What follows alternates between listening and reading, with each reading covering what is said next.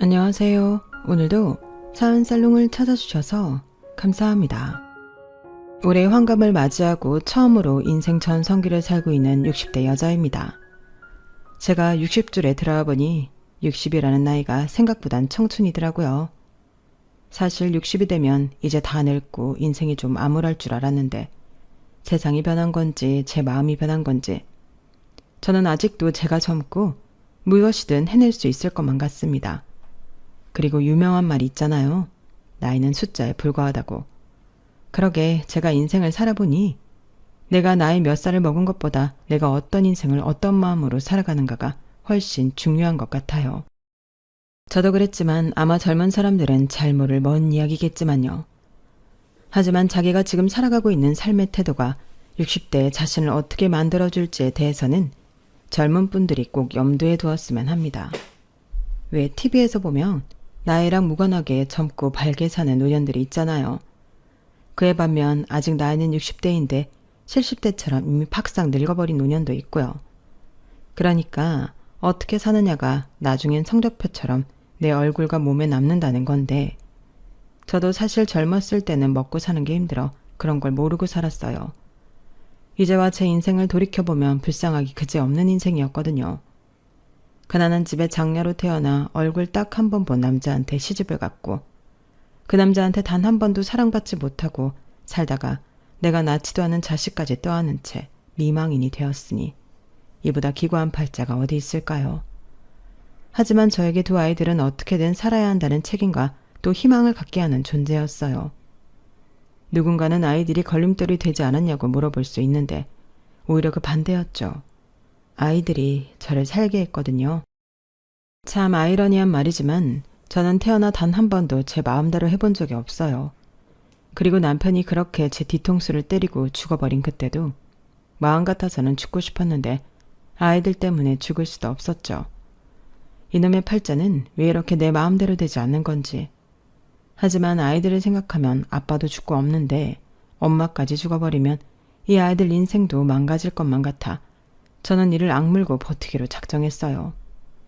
어차피 내 마음대로 살 수도 없는데 아이들을 위해 희생이라도 하고 살다 가자고 생각했어요. 그런데 그런 제 인생을 아이들은 고마워했고 또 미안해했는데 나중엔 그 시간들을 대단하다며 칭찬해주는 사람들이 많아지더군요. 그리고 그 얘기를 이젠 제 자랑처럼 조금은 홀가분하게 얘기할 수 있는 제가 되었는데 그래서 이참에 제가 즐겨 듣는 사연살롱에도 자랑하고 싶어서 난생 처음 사연이라는 걸 보내봅니다. 제가 배움이 짧아 글을 잘 쓸 수는 없겠지만 부디 끝까지 제 살아온 이야기를 들어주시길 바랍니다. 그럼 바로 이야기를 시작해 볼게요. 저는 앞서 말한 대로 남편 얼굴을 한 번 보고 결혼한 여자였어요. 지금이야 대부분의 남녀가 서로 사랑해서 가정을 이루지만 제가 아가씨일 때는 저처럼 중매로 결혼하는 여자가 많이 있었거든요.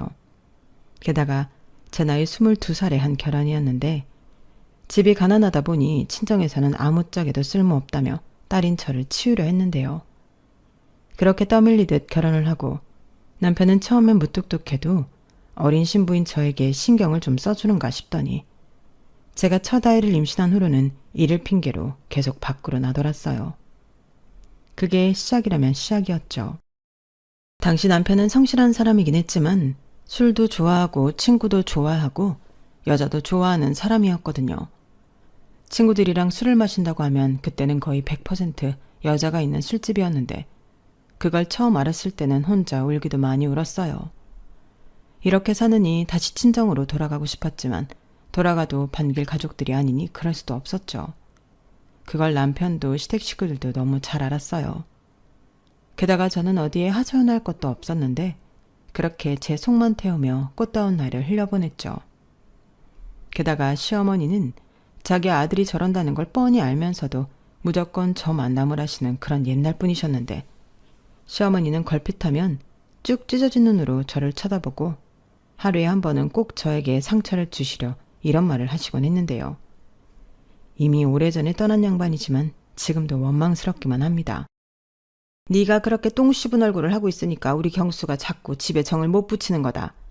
왜 남자는 여자하기 나름이에요. 너는 광고도 안 보냐? 나이가 어리면 뭐하냐? 이건 뭐 여자인지 남자인지 도통 구분이 안 가는데 나라도 한눈 팔고 싶지. 네 남편이 밖에서 놔두는 건 전부 네 탓이니 행여 내 아들한테 바가지 긁을 생각은 하지도 말어. 걔가 나를 닮아서 예쁘고 고운 걸 좋아한다. 저 말을 듣고 있으면서도 저는 바보처럼 한마디도 하지 못했어요. 그러니 이혼할 생각은 하지도 못하고 내내 속만 태우면서 그 구박을 다 받고 살았겠죠. 다만 제가 결혼해서 낳은 첫 아이가 아들이라 그나마 며느리 대접은 받고 살았는데 저보다 1살 어린 동서는 나중에 딸을 셋이나 낳았음에도 아들을 못 낳았다는 이유로 결국 식모 대접을 받다가 강제로 이혼당했거든요. 그래도 도련님은 누구처럼 밖에 나가 딴짓은 하지 않는 사람이었는데 그놈의 아들을 낳지 못해 동서는 친정으로 쫓겨나야만 했어요. 그리고 시조카들은 계집이라는 이유로 시어머니에게 갖은 구박과 허드렛 일을 해야만 했는데 결국 하나둘 집을 나가버려 소식조차 모르게 되었죠. 그땐 제 딸들도 아닌데 그런 조카들이 너무 안타깝고 속상했어요. 꼭 어린 시절 저를 보는 것 같아 마음이 여간 쓰이는 게 아니었거든요. 하지만 시어머니는 그렇지 않으셨는데요. 그래도 자기 아들 핏줄인데 손녀들에게 참 매정하셨어요. 신경 쓸 거 없다. 딸은 원래 엄마 팔자 담는 거라고 했어. 지 엄마가 아들도 못 낳은 반푼이니 그 딸들도 반푼이지만 골라 하는 거지. 나를 봐라. 쓸모없는 딸은 하나도 없이 아들만 둘 낳았잖아. 그러니 너도 분발해서 아들 하나 더 낳아. 라며 집 나간 손녀 걱정은 하지도 않고 없는 둘째 타령을 하셨어요. 첫째야 그래도 부부 사이가 그나마 좋았을 때 가진 거니 그런다 쳐도 요즘처럼 남편이 밖으로만 도는데 제가 무슨 좋은 마음이라고 아이를 갖겠어요. 저는 같은 여자지만 저렇게 말도 안 되는 소리를 하시는 시어머니가 싫었어요. 그래서 빨리 돈을 모아 분가하겠다는 그 생각밖에는 없었는데요. 저희가 결혼할 때 변변한 돈이 없어서 시댁에서 신혼살림을 시작했거든요. 그리고 도련님네도 마찬가지였는데 그나마 시댁이 마당에 있는 디귿자 주택이라 대문 안에 따로따로 살 수는 있었어요. 그나마 그게 다행이었죠. 하지만 독사 같은 시어머니의 눈과 귀는 피할 수 없었고 할 수만 있다면 아주 멀리 떨어진 곳으로 분가를 하고 싶었는데 어느 날부터인가 남편이 그나마 가져오던 월급도 가져오지 않더군요. 그래서 그땐 저도 화가 나서 남편에게 따졌어요. 유일하게 갖고 있던 희망이 사라지는 것 같았거든요. 아니 지금 몇 달째 월급이 밀린 거예요. 꼬박꼬박 일은 나가면서 가져오는 돈은 없다는 게 말이 돼요? 에이씨 시끄러워. 무슨 여자가 입만 열면 그렇게 돈 타령이야. 그리고 네가 무슨 돈이 필요해. 여기 있으면 다 공짜인데. 공짜는 무슨? 우리 애 안 키워요? 그리고 나도 돈이 있어야 모아서 분가를 하죠. 분가? 분가 같은 소리 하네. 무슨 분가를 해? 너 돈 있냐? 친정도 쥐뿔 거지 같은 게 무슨 분가를 한다고. 꿈 깨고 가서 물이나 한 잔 떠와. 속 쓰리니까. 물은 속 쓰린 사람이 직접 떠다 마셔요. 나는 월급 봉투 가져오기 전에는 당신한테는 아무것도 해주지 않을 거예요. 내가 당신 종은 아니잖아요. 뭐야? 너 지금 말 다 했어? 이게 마누라라고 우냐우냐 해주니까 간땡이가 부었네. 저런 날인 10중 8구 남편은 폭군이 되었어요. 그나마 다행인 건 저랑 아이한테는 손을 대지 않는다는 거였는데 그것만 그럴 뿐 남편은 늘 화가 나면 그나마 얼마 있지도 않는 살림살이를 던지며 난동을 피웠어요. 그런데 그런 것도 처음에야 공포였지 저도 점점 무뎌졌는데요.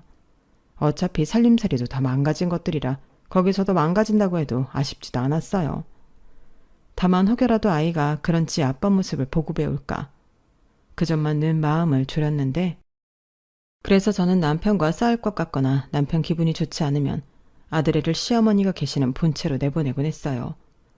그러면 시어머니는 또 그런 건 귀신같이 알고 아이를 데리고 주무셨는데 그렇게 한바탕 한우가 되면 시어머니는 은근슬쩍 제 상태를 보시고는 그래도 내 아들이 지 마누라는 안 패. 그치?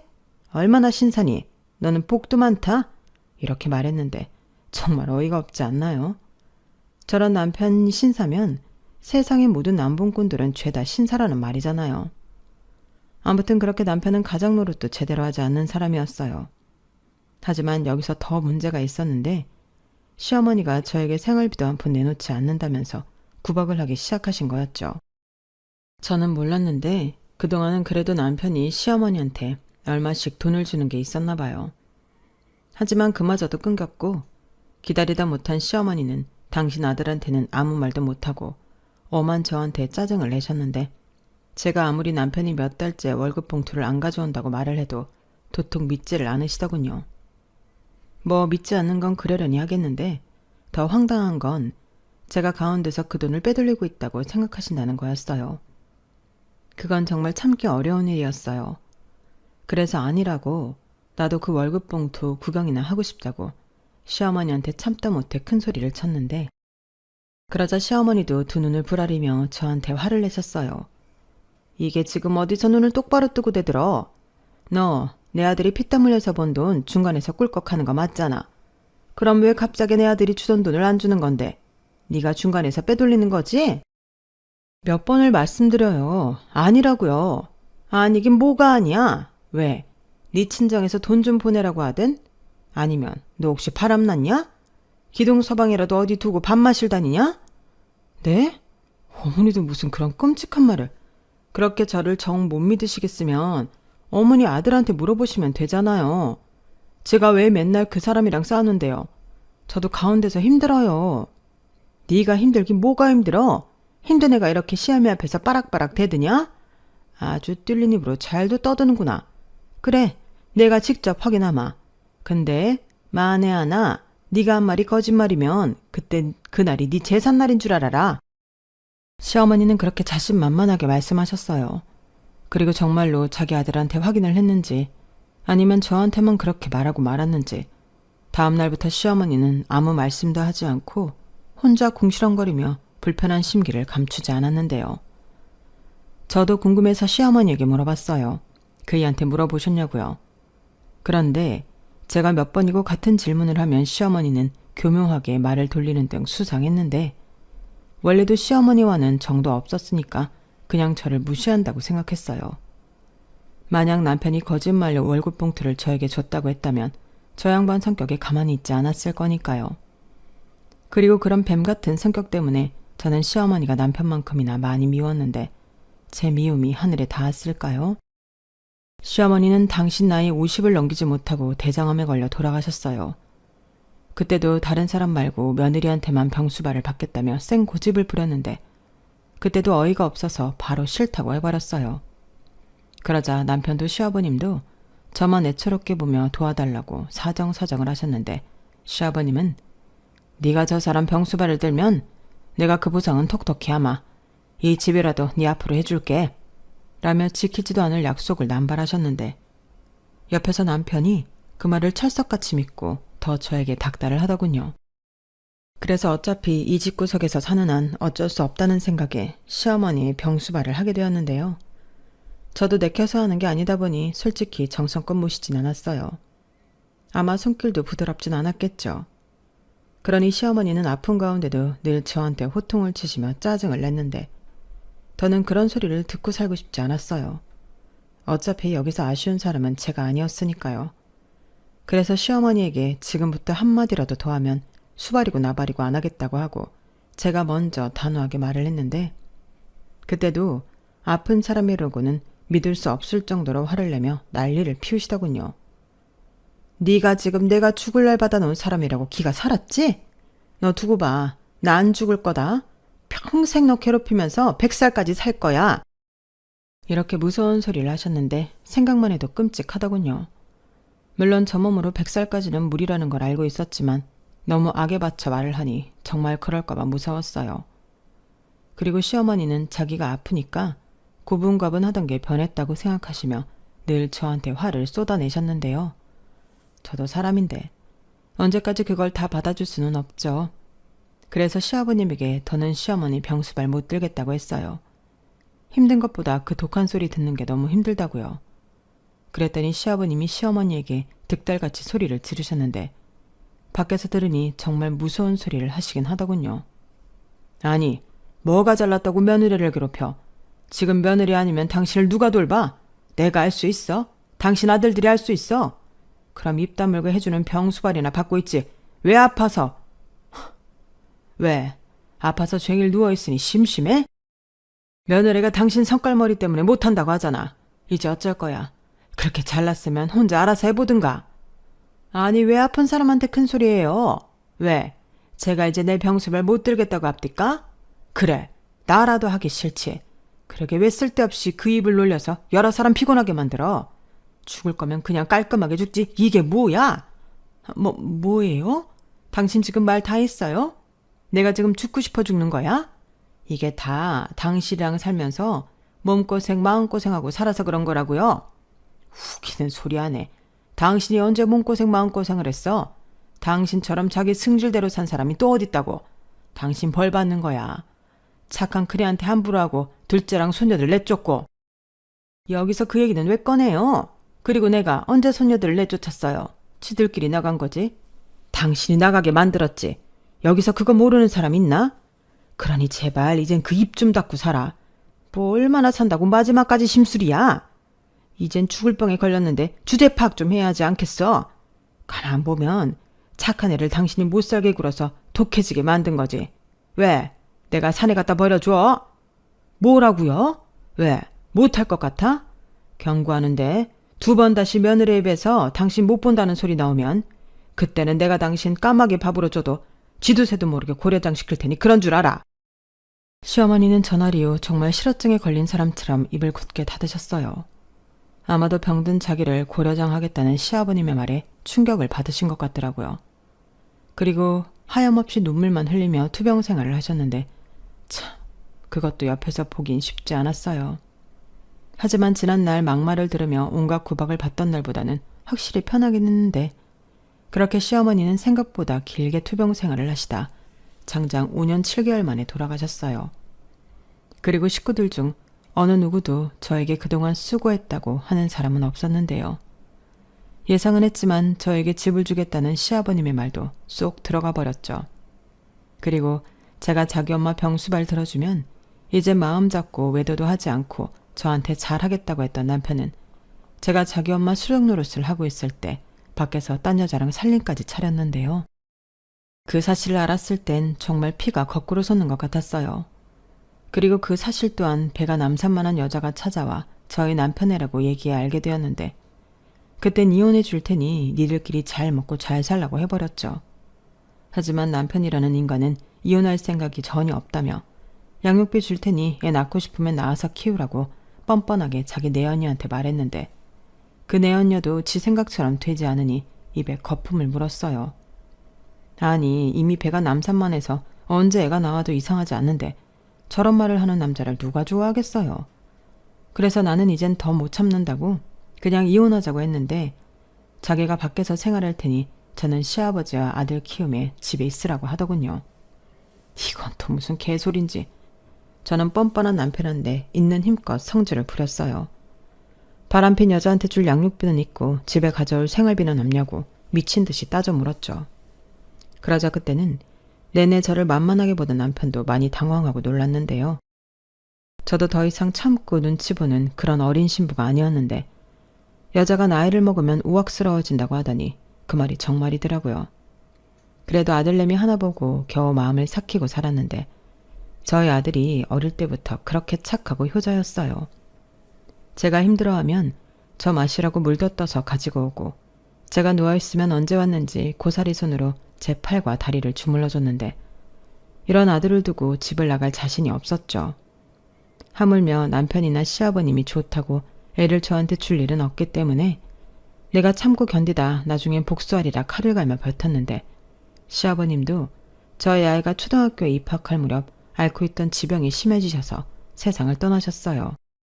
원래 저희 아버님이 천식도 있고 고혈압도 있으신데 그렇게 기침을 심하게 하시면 금방이라도 숨이 넘어갈 듯 얼굴이 시뻘개지셨는데 그때도 꼬꾸라지듯 가래기침을 하시더니 그렇게 허망하게 세상을 떠나시더라고요. 그렇게 시부모 상을 치르고 도련님과 집 문제로 아웅다웅 다투고 있는데 그때 남편도 욕심이 났는지 제가 시어머니 병수발 들고 시아버지 모신 걸 팔면서 당연히 집은 자기가 물려받는 게 맞다고 목에 핏대까지 세우더라고요. 그리고 형제의 난이 계속되었는 가운데 대문 앞에 한 아이가 버려져 있었고 저는 그 아이를 딱 보는 순간 알아버렸죠. 그때 배가 남산만에서 온 그 여자 딸이라는 걸요. 그래서 여기 왜 왔냐고 니네 집으로 가라고 했는데 아이는 말을 못하는 듯 저만 뚱한 얼굴로 쳐다만 보더군요. 그게 딸아이와 제가 처음 마주한 날이었어요. 하지만 저는 결코 좋은 감정은 아니었죠. 아이는 죄가 없는데 저는 그 아이가 미웠어요. 그래서 저러다 말겠지. 지도 지 엄마 찾아가겠지 하며 그대로 그냥 대문 앞에 세워두고 저만 들어왔는데 남편이 그 아이를 데리고 집 안으로 들어오더군요. 그리고 한다는 말이 저를 뒤로 넘어가게 했는데요. 이제부터 얘 당신이 키워. 내 딸이면 당신 딸이기도 한 거지. 어떻게 사람이 매정하게 이 어린 걸 밖에 세워두나? 지금 밖에 얼마나 추운 줄 알아? 아이고, 그렇게 걱정을 하는 사람이었어요?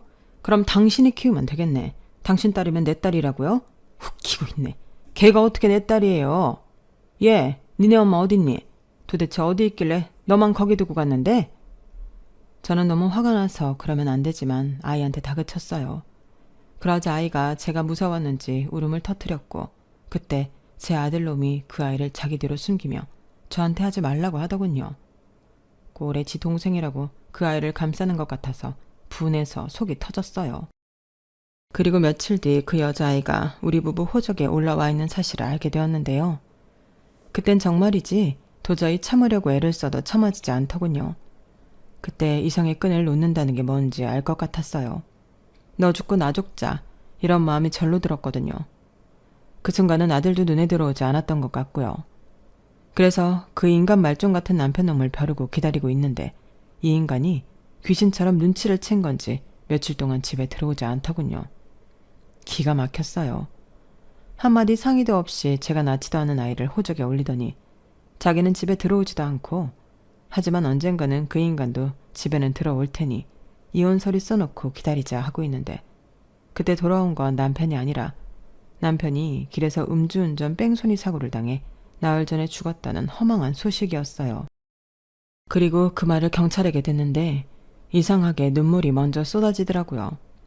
좋았던 추억 하나 없는 있으나 마나한 남편이었는데 그래도 꼴에 남편이라고 눈물이 나오나 싶었어요.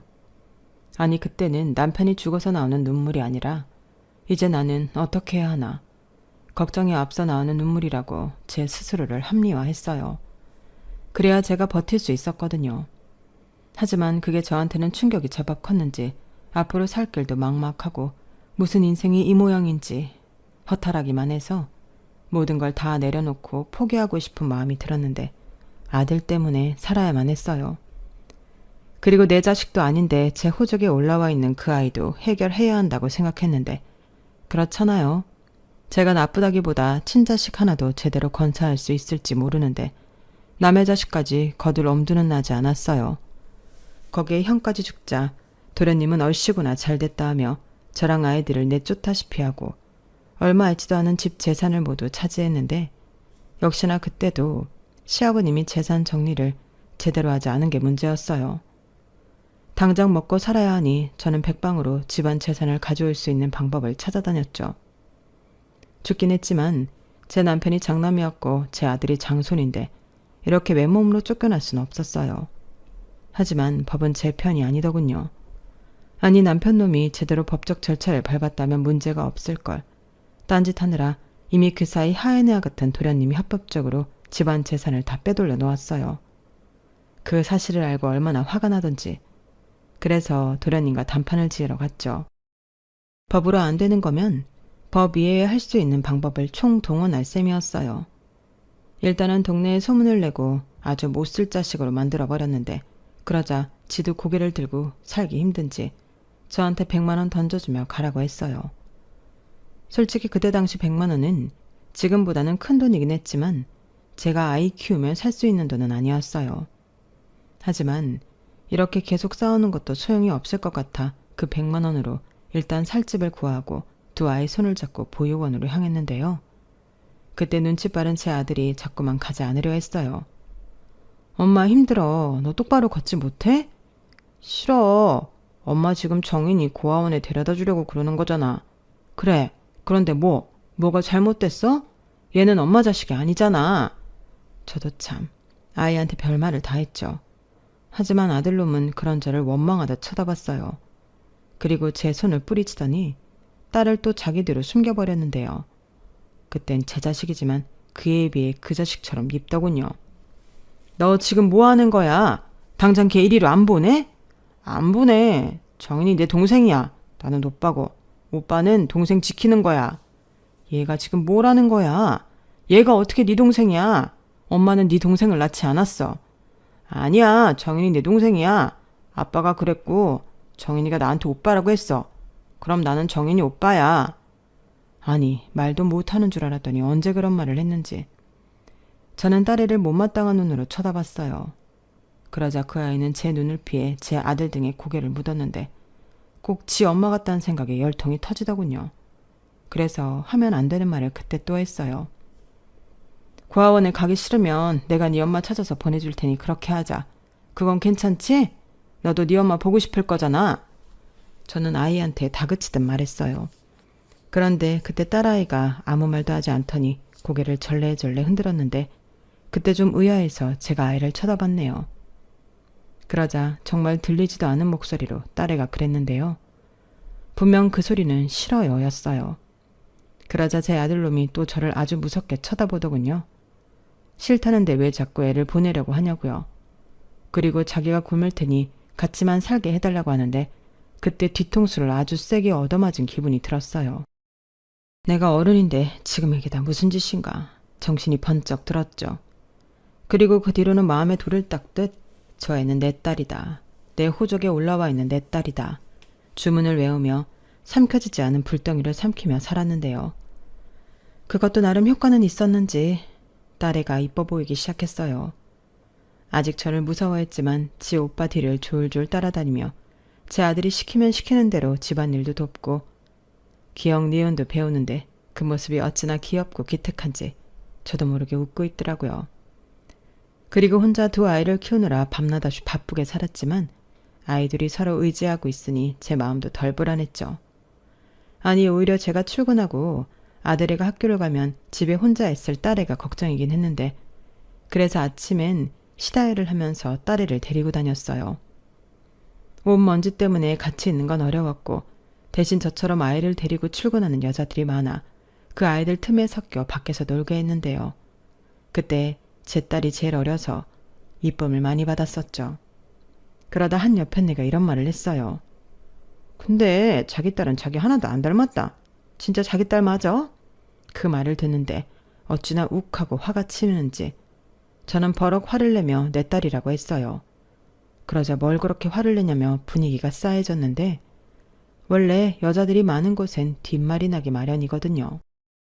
그리고 그날 이후 제가 남편이 밖에서 나온 애를 키운다며 소문이 퍼졌는데 그게 실은 소문이 아니고 진짜다 보니 제가 너무 힘들어 계속 그 일을 할 수가 없더라고요. 그래서 그 일을 그만두고 다른 일을 찾으려 하는데 그때 딸애가 처음으로 자기 얘기를 해줬어요. 저기요, 저는 앞으로 집에 있을게요. 이제부터는 저 안 데리고 다니셔도 돼요. 뭐? 그게 무슨 말이야? 너 같은 꼬맹이를 어떻게 집에 혼자 두고 일을 나가니? 저 원래 집에 혼자 있었어요. 저 낳아준 엄마가 늘 밖에서 열쇠로 잠그고 그렇게 나갔거든요. 그리고 캄캄해지면 들어왔어요. 저는 딸애의 말을 듣고 가슴이 먹먹해졌어요. 아니, 지금도 어린데 그때는 애기였잖아요. 그런 애한테 어떻게 그런 짓을 할 수 있는 건지 같은 애 엄마로서 용서가 되지 않았어요. 그리고 저는 딸에게 이렇게 말했는데요. 아니 엄마는 절대 너한테 그렇게 안 해. 너도 알지? 네 오빠가 너를 얼마나 챙기는지. 엄마도 그래. 지금도 앞으로도 엄마는 늘 너 이렇게 데리고 다닐 거야. 이렇게 잡은 손 꼭 놓지 않을 거니까 이제 그런 무서운 기억은 잊어도 돼. 그때 딸아이는 처음으로 제 품에 안겨서 제 옷이 젖도록 울었어요. 그때 당시 딸애가 5살이었는데 그제야 새삼스럽게 딸애가 아주 작다는 걸 체감할 수 있었어요. 그리고 그 엄마 같지 않은 여자를 저는 용서할 수 없었고 그제야 왜 아이가 자기 엄마한테는 가고 싶지 않다고 했는지 알게 되었죠. 그날 이후 저는 좀 변했어요. 저절로 아들애보다는 딸에게 손길이 더 가더라고요. 전에는 대충 머리도 하나로 묶어버리고 말았는데 머리도 정성스럽게 따고 옷도 신경 써서 입히게 되고 그렇게 사랑받고 자라는 애로 만들어주고 싶었어요. 집에서 사랑받는 애가 밖에 나가서 그런 대접을 받는다고 생각했거든요. 물론 쪼들리는 생활이었지만 아이들이 잘 커주니 저는 그것만 보고 살았어요.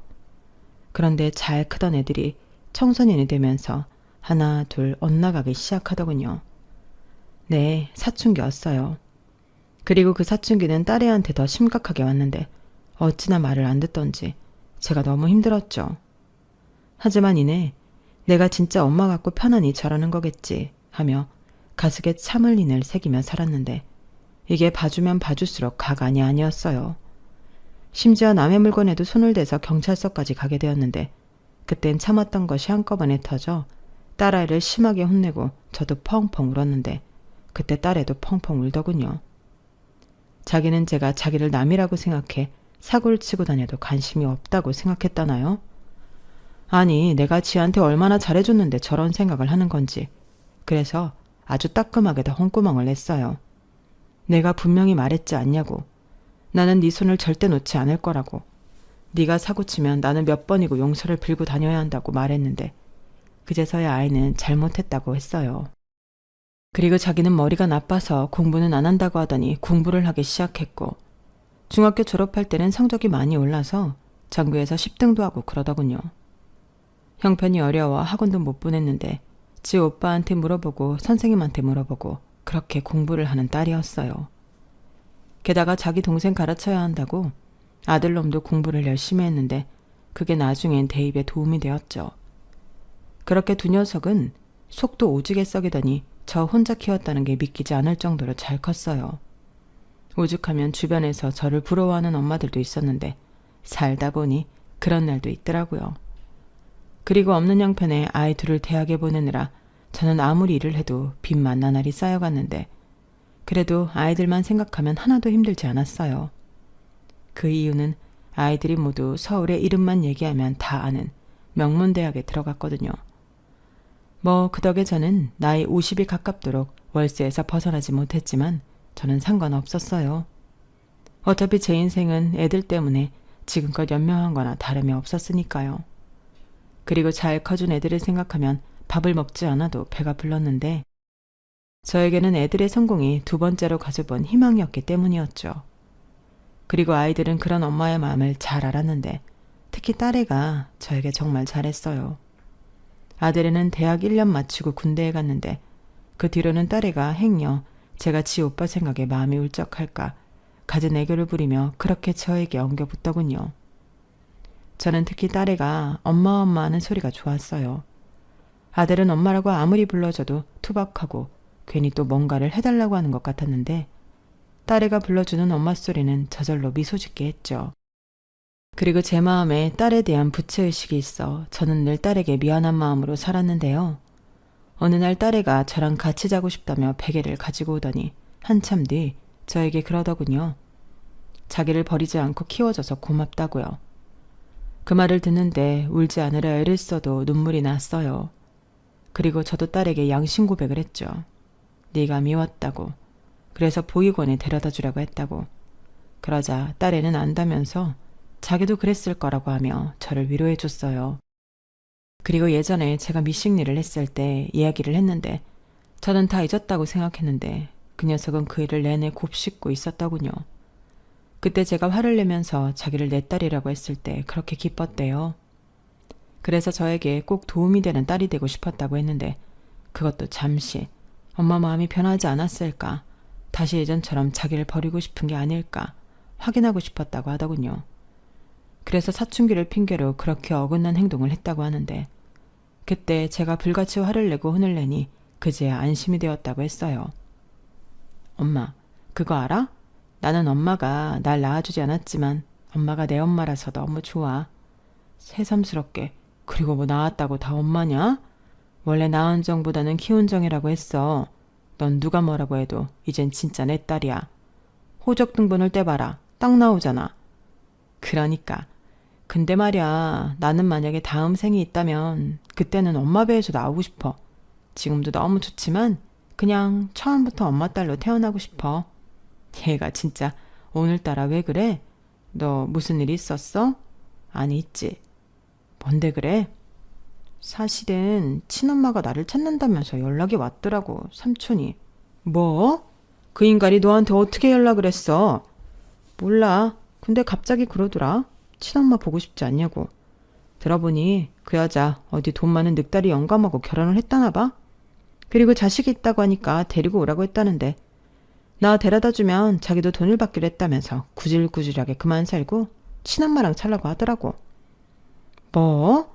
무슨 그런 미친놈이 다 있어. 너 그놈 연락처 가지고 있지? 내가 내일 당장 그놈한테 전화해서 욕을 한 바가지 해야겠다. 뭐?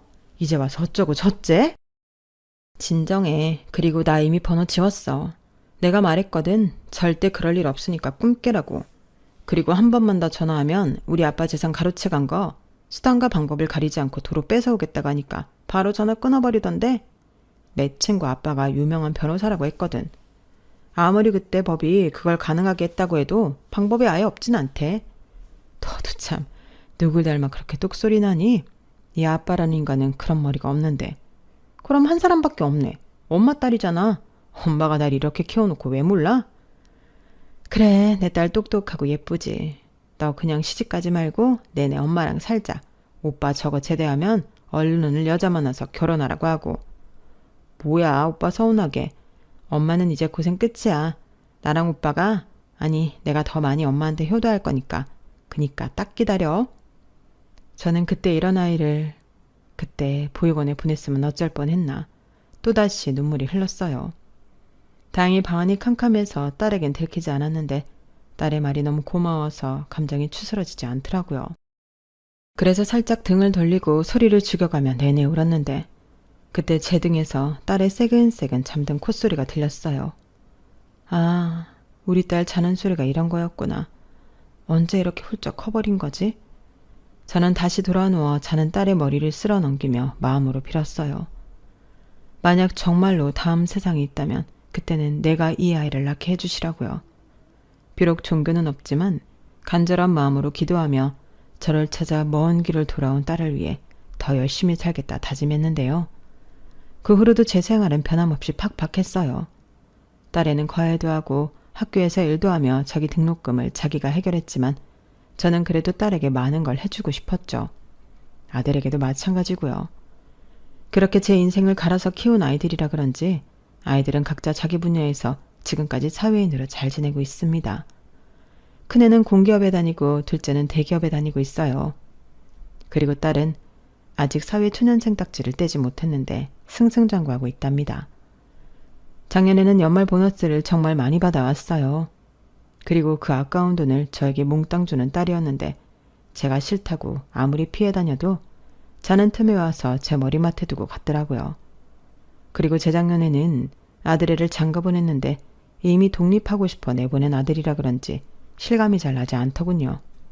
그래서 결혼식 내내 좋아서 웃었어요.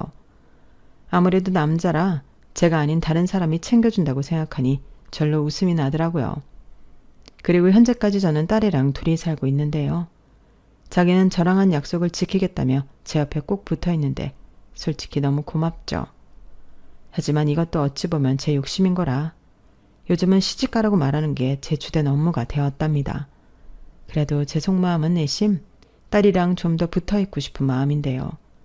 요즘은 딸 덕에 해외여행도 다니고 배우고 싶었던 미술도 하고 제 팔자가 상팔자가 되었어요.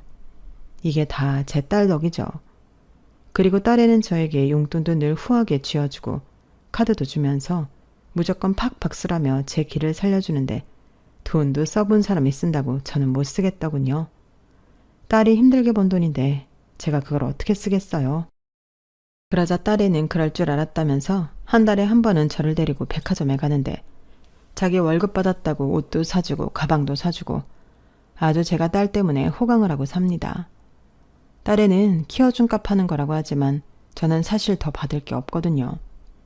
이미 딸애는 크면서 제가 키워준 거 다 하고도 남았는데 그래서 저는 그저 딸아이가 행복할 수 있도록 늘 기도하고 응원하는 마음으로 살아요. 그리고 조금만 더 이렇게 저랑 살다가 지 아빠랑은 정반대인 착하고 지조 있는 그런 남자 만나 결혼했으면 좋겠다는 바람이 있는데요. 뭐 보나마나 딸의 시집 보낼 때는 제가 더 많이 울 것 같긴 한데 아마 그 눈물은 기쁨의 눈물이지 않을까 생각합니다. 평생 남편한테 고마운 마음 가져본 적이 없는데 이렇게 제 딸을 만나고 또 제 호적에 올려 키울 수 있게 해줘서 고마워요. 그래서 더는 미워하거나 원망하지 않으려고요. 그리고 아울러 지난 날을 되짚어 제 인생을 정리해보면 참 힘든 인생이었지만 아이들이 있어 그럭저럭 열심히 잘 산 인생이라고 생각합니다. 요즘 부쩍 그런 생각을 해요. 그때 죽지 않고 살아서 다행이라고요. 왜? 살다 보면 웃는 날이 온다고 하더니 그 말이 거짓말은 아니더라고요. 원래 인생은 그런 거잖아요. 굽이굽이 슬픔도 있고 아픔도 있고 또 기쁨도 있고 보람도 있고 저는 앞으로 더 많은 날을 살아가겠지만 이젠 그 굽이굽이에서 울지 않을 겁니다. 오히려 제 지난 인생을 훈장처럼 가슴에 품고 더 씩씩하고 멋지게 제 인생의 전성기를 누릴 거예요. 그리고 지금 현재 힘드신 분들 분명히 계시겠죠? 그분들에게도 꼭 말하고 싶은 말이 있는데요. 조금만 더 참고 견디세요. 분명 희망이 보일 겁니다. 비록 지금은 힘들어도 좋은 날은 꼭 올 거예요. 그러니 무너지지 말고 버티세요. 발에 힘 꽉 주고 버티다 보면 그 힘으로 앞으로 나아갈 수 있을 겁니다. 불이 그리 멀지 않은 곳에 여러분들이 바라는 희망이 있길 바라보며 이상 제 이야기는 마칠게요. 지금까지 제 부족한 글 읽어주시고 또 들어주셔서 고맙습니다. 항상 건강 잘 챙기시고요. 늘 좋은 날만 가득하길 바랄게요. 감사합니다. 여러분, 사연 댓글에 응원과 현명한 조언 부탁드려요. 좋아요와 구독은 저에게 큰 힘이 됩니다. 오늘도 좋은 일 가득하세요.